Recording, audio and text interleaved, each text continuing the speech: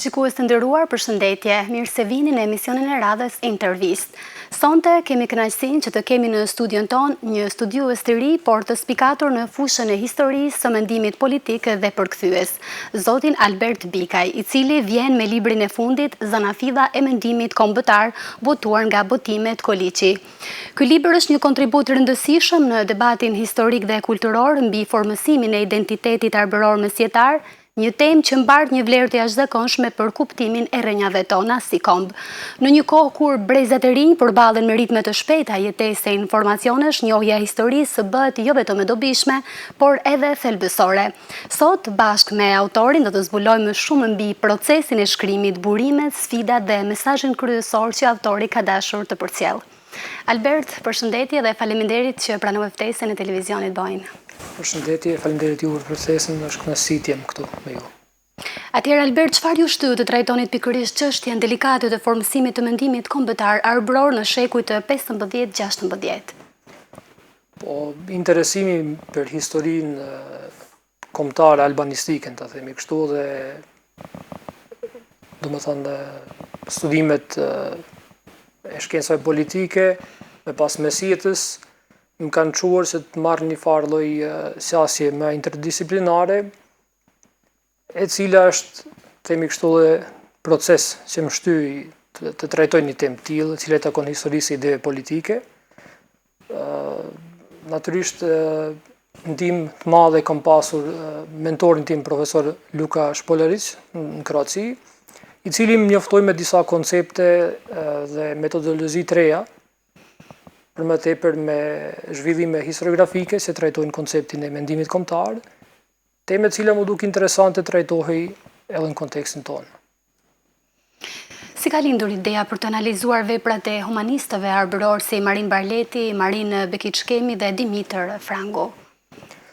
Po, vetë fakti se historiografia është zhvilluar dhe vazhdon zhvillohet natyrisht si shkencë pozitiviste në katedrat europiane, natyrisht duke lexuar, kam has në teori të reja, zhvillime të reja teorike, që flitet mbi origjinën e nacionalizmit, origjinën e identitetit kombëtar, pikërisht mesjet, fushë cilën e kam studiuar.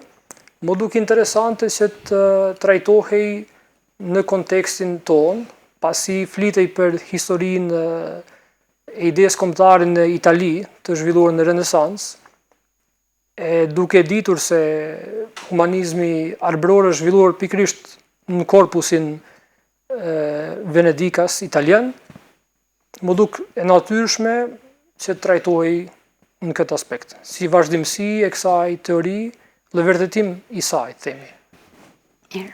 Cili ka qenë zbulimi më rëndësishëm që dolet gjatë studimit të diskursit të humanist arbëror? Përveç vërtetimit tezës në fjalë, do thoja se për mua ka qenë edhe në më interesante roli i Pale Anxhellit, arcipeshkujt të Durrësit, i njohur për ne mëzërësisht si këshilltar dhe mbështetës i madh i Skënderbeut. Në këtë libër, në këtë studim, e kam hasur si përkrahës të madh, si patron të humanizmit arbëror. E kam hasur kudo, në çdo proces të humanizmit arbëror, ndonë sa i nuk ka lënë dorëshkrim të vetin, por ka qenë frymëzues dhe mbështetës i madh i idesë humanizmit, duke financuar autorët, duke i mbështetur që trajtonin tema të tilla. Barleti, Beçikemi dhe Frangu kanë pasur mbështetjen e tij dhe nxitjen e tij të madhe që trajtojnë këto tema. Atëherë sigurisht për të gjetur edhe tema kaq të vështira DPO-n duhet një kohë goxha e gjatë. Ju vetë sa kohë ju ka marrë botimi i këtij libri, pra përshkrimi krejtësisht, koha kur ka filluar, kur ke filluar të punosh me këtë libër dhe kur ka përfunduar? Po, shkrimi i këtij librit më ka marrë gati një 2 vjet. Kërkimi, studimi, leximi i materialeve shumta, pasi dihet se Skënderbeu është një ndër kryetemat tona në albanistik dhe studimet janë të ndryshme. Dhe si historian, si studiues, nevojiten që të lexohen paktën ato studimet kryesore. Më pas edhe përshtatja, metodologjia, ato korrizimet e nevojshme, proceset e natyrshme që janë domosdoshme për një studim, marrin një kohë caktuar, konsultimet me mentorin e më pas përkthimi, se për mua ka qenë një farë lloj rishkrimi i këtij studimi, pasi punimi është në kuadër të punimit të diplomës masterit. E kam përkthyer në gjuhën shqipe, duke shtuar vazhdimisht diçka të re. Shumë mirë. Si e shpjegoni faktin që humanistët arbror kanë qenë shpesh të anashkaluar në historiografinë shqiptare? Po, në historiografinë shqiptare, ndër arsyet kryesore është natyrisht mungesa e kontaktit me botën perëndimore. Dim se Shqipëria e komunizmit ka qenë e izoluar, edhe trajtimi këtyre temave ka qenë shpeshherë në patronazhin edhe në shërbimin e ideologjisë zyrtare. Në aspektin tjetër, kjo ideja humanistëve si përçues ose më mirë themi krijues një ideje, nuk është se edhe njihej tepër shumë. Mund ta kishte një albanolog italian si Zev Valentini, por ndër albanologët tanë kjo merri si ide mirësen. Humanistët trajtoheshin shkurtimisht thjesht si dëshmitar apo si kronikant të një periudhe, pa e marrë parasysh se a kanë dhënë ata një kontribut tjetër përveç shkrimit të asaj vepre, a ka dikun ato shkrime një kontribut tyre ideologjik apo themi kështu diskursit veçantë që ata kanë zhvilluar. Pasi jo çdo shkrim është domosdoshmërisht vetëm dëshmi, ka dhe aspekte personale të autorit. Edhe kjo nuk e bën më pak të besueshëm, natyrisht. Patjetër. Në ç'më mënyrë imagologjia ju ka ndihmuar të strukturoheni në një qasje të re metodologjike për këtë temë që trajtoni në libër? Po, imagologjia është qasje e re kritiko-analitike, e zhvilluar në vitet 80 në vendet skandinave, me pas e përhapur në Amerikë dhe në Perëndim. Ajo merret kryesisht me studimin e paragjykimeve, me studimin e narrativave, narracioneve, trajtimi me tema të ndryshme, përse trajtohet një stereotip për një komb, le të themi, caktuar, ose për një person, ose përse jepet një atribut, përse generalizohet, trajton ato idejet politike, por jo vetëm, qofshin në letërsi, qofshin në burime historike, pasi e dim se çdo autor ka një farë lloj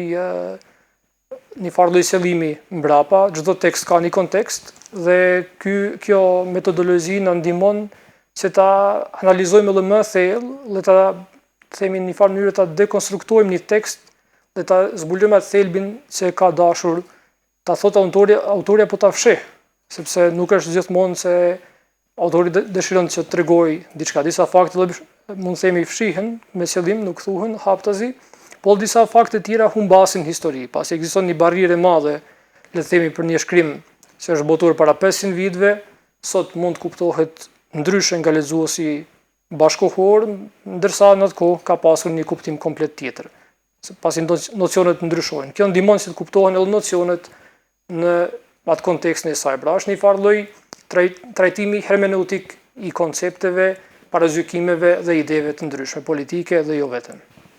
Qartë. Çfarë roli luan humanizmi arbror në krijimin e një vetëdije identitare të qëndrueshme gjatë Renesancës? Po këtu fillon, le të themi, konceptimi i një farë boshti ideologjik, cilin studiosi Anthony Smith, domethënë themeluesi i shkollës etnosimboliste të nacionalizmit, i merr disa koncepte. Koncepti i parë është trajtimi i origjinës. Origjina do të jetë natyrisht e lashtë, më pas trajtohet karakteri i një kombi, më pas heroi dhe qyteti si thelb i atij kombi, i atij populli dhe ndonjë shenjtor kryesor, pajtor, si themi, dhe në gjitha këto elemente i gjejmë edhe tek arbrorët, pasi i takonin atij mileu, i takonin asaj periudhe mesjetës, ku gjejmë origjinën e lashtë që trajtojnë humanistët arbror, e cila lidhet me Maqedonët, me Epirin, me Epirotët. Karakteristikat kombëtare merren si besnikëria, trimëria, liridashja e tjera, ndërsa si kryehero dhe ati i kombit merret Skënderbeu, padyshim. Si qytete kryesore trajtohen veçanërisht Kruja dhe Shkodra.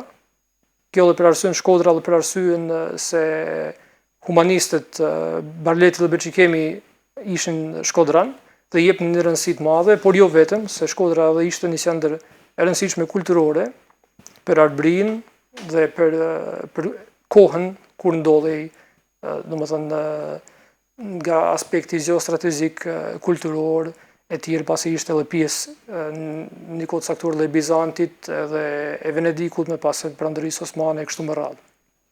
Mirë, të ndalemi sërish këtu pra te këto studime. Është më vështirë për ju si autor i historisë të studioni pra të gjeni studimet e qytetit apo të njerëzve? Cila pjesë ju merr më shumë kohë? Po studimi i historisë në periferi, siç jemi ne, të jemi të sinqert, është i vështirë pasi librat e shumë mungojnë dhe qasja e arkivave është e vështirë. Ta themi kështu, profesioni historianit është luksoz, është një luks i madh që kushton shumë dhe pa mbështetje është pak e zorshme se të bëhen studimet mirëfillta. Fakti se kam pasur fatin studioj në Kraci, mi ka lehtësuar, domethënë disa aspekte të shumta, pasi studimet janë më të lehta kur ke qasje në arkiv, kur ke libra, literaturë, studime, kontakt me studios ndryshëm, është më e lehtë, natyrisht. Atëherë mund të na shpjegoni më shumë mbi boshtin ideologjik dhe simbolik të mendimit arbëror që përmendni në libër, pra diçka më shumë nëse keni për të shtuar rreth kësaj pyetje.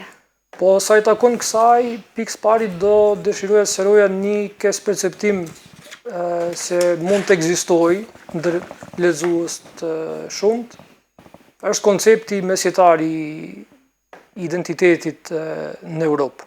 Domethënë kur flasim për periudhën e shekullit 4 deri në shekullin e 15-16 kështu në mënyrë arbitrare, duhet ta kemi parasysh se identiteti ka qenë i lidhur gjithmonë në Europë me konceptin fetar. Pasi ka qenë edhe një farë lidhje ideologjike, shpirtërore, por edhe qytetërore. Në të njëjtën kohë edhe aspekt politik, qasje politike. Edhe identiteti arbëror, e theksoj arbëror edhe në libër me qëllim, pasi ekziston një diferencë, një dallim midis konceptit arbëror dhe shqiptar, cilat nuk janë të njëjta, por janë vazhdimsi e njëra tjetrës. Identiteti arbëror, domethënë, është i njëjtë, le ta themi, me vlera dhe koncepte si ai i popujve të tjerë evropian, si në Itali, si në Francë, në Gjermani, ato që i kam trajtuar në libër, në studimet e mia, e kam hasur se elementet janë të ngjashme. Natyrisht besimi në atë kohë, domethënë katolik ishte një thelb identitar për të gjithë europianët, edhe kjo nuk duhet të keq interpretohet, siç ndodh të interpretohet me qëllim të keq, le ta themi kështu, ose nga padia, ose nga dashakësia, por duhet shihet si një periudhë e caktuar historike ku kaloi gjithë Europa. Me pas kemi edhe vazhdimsinë tjetër identitare, e cila është sekulare, moderne, sërish prapë si kudo në Europë, edhe nuk duhet të ketë keq kuptime me këto dy nocione, se të flitet për shqiptarën mesjet është anakronike. Termi i duhur për këtë periudhë është arbëror ose arbënor, siç e përdorin në libër, pak në trajtën geg. Si mendoni se libri juaj e ndryshon ose plotëson kuadrin e ekzistues të studimeve mbi fillimet e mendimit kombëtar shqiptar? Këtu shpresoj se për këtë aspekt do flasin studiosit dhe lexuesit e librit. Unë shpresoj se kam dhënë një kontribut sado qoftë modest, qoftë mbi qasjen e re, e cila jam i bindur se mund vazhdohet edhe më mirë, edhe më detajisht. Por kjo fjala e fundit mbetet natyrisht te lexuesit dhe te studiosit, cilët mund të jenë më kritik. Po në fakt duhet që ta cekja se libri ende nuk ka rënë në dorën e lexuesve, kështu që presim që ta kemi sa më parë edhe këtu në Tuz. A mendoni se ky studim hap perspektiva të reja kërkimore në historinë e humanizmit dhe identitetit shqiptar? Dhe si mendon se do të pritet libri juaj, veçanërisht nga të rinj, do thoja unë? Po, shpresoj se po.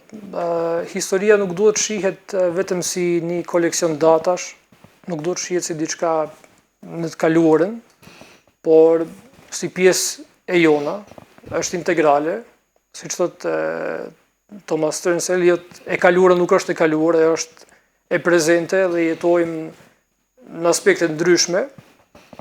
Te ne mund të shohim elementet të kësaj, Skënderbeu është ende heroi jon, Flamuri është ende kuqezi, këto elementet e mesjetës që mund të na duket e larg ose humanizmit ton janë pranishme, ndonse të ndryshuara gjë që është normale se konceptet evolojnë dhe zhvillohen, por faktet mbesin.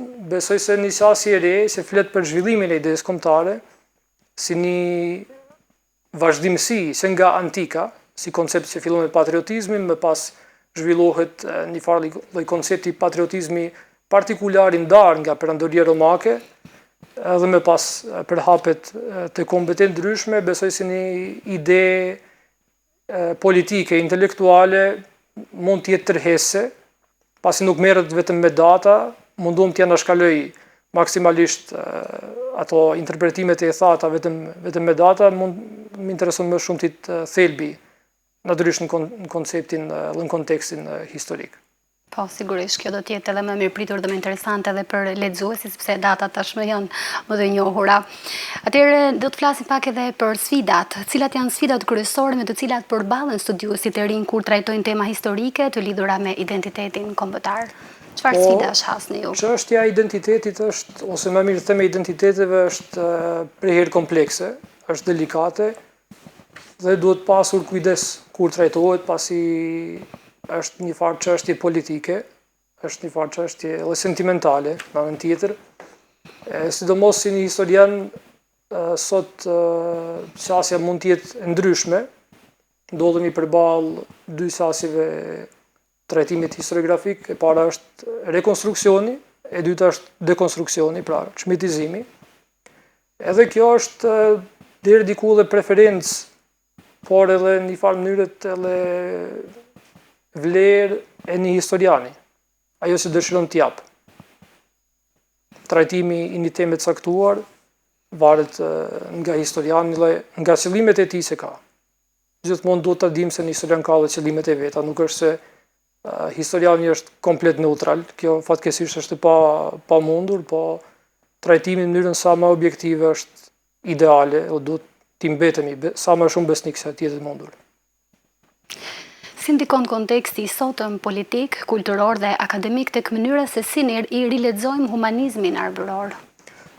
Po, rreziku i parë, se do ta fillojmë me rreziqet, është përherë leximi anakronik, siç e thash më herët, mund të kesh interpretohen, siç folëm më herët për termat, për identitetet, për konceptet kulturore, dhe natyrisht historiografia e vjetër, po qoftë edhe e re, se nuk kemi imun ndaj leximit anakronik, interpretimit nga ajo modernja, barriera është e madhe midis neve dhe, le të themi, tekstit që është shkruar para 500 vjetëve, dhe mund të ekzistojë ky rreziku i keq kuptimit disa koncepteve.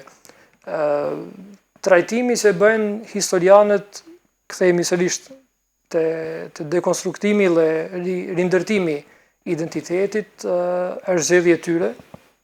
Në rast se dikujt i intereson që ta paraqesë një koncept që vlen truhet, mendoj se ai ka për ta rikonstruktuar. Nëse dëshiron ta zëvendësoj me diçka tjetër, ka për ta dekonstruktuar dhe paraqit si diçka që i ka dalë afati, ta themi kështu. Cili është mesazhi që dëshironi t'i transmetoni brezave të rinj përmes këtij libri dhe punës suaj kërkimore në përgjithësi? Po, fillimisht do dëshiroj se libri të lexohej nga ata natyrisht që u intereson, ndërsa studimi i vazhdueshëm, leximi i vazhdueshëm, pavarësisht qoftë ky librim apo jo, është diçka e nevojshme, është si të themi kështu, diçka që nevojitet për të zhvilluar mendim kritik, sa i takon identitetit, sërish vlen që të lexohen edhe temat kombëtare nga perspektivat moderne, po pse jo dhe klasike, edhe që ta kuptojmë më mirë se kush jemi, çfarë jemi dhe ku do shkojmë, ka do drejtohemi. pasi edhe tema e identiteteve është sot, le të themi kështu, një farë lloj debati, flitet për orientimet ndryshme identitare, a duhet të jemi nga lindja, nga perëndimi. Besoj se e kaluara historike mund të jetë në një farë mënyrë edhe udhërrëfyese e kësaj çështje. Atëherë ky libër ende nuk është në dorën e lexuesve, as në duart e kritikëve, por pra ne nuk mund të flasim shumë rreth tij, por unë do doja që të ktheheshim pas tek botimet tuaj, sepse ju keni edhe 2 botime tjera, apo jo. Si janë pritur ato botime? Le të flasim pak edhe rreth kësaj.